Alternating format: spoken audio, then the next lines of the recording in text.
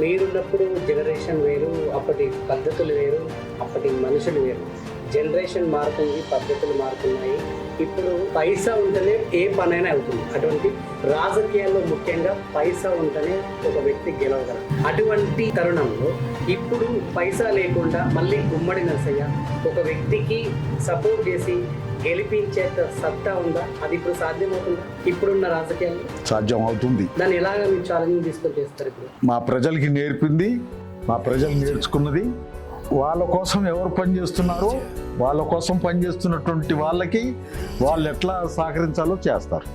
ఇలా డబ్బులు డబ్బులు డబ్బులు, నిజంగానే డబ్బులు ప్రజల్ని మోసం చేసి, ప్రజల్ని దగా చేసి, ప్రజల్ని దోసుకొని సంపాదించేటువంటిది ఆ డబ్బు.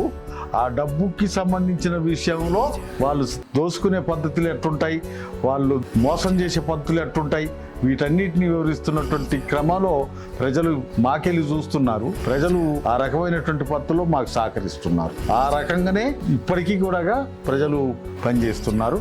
ఆ ప్రజల్లో మేము ఉన్నాం.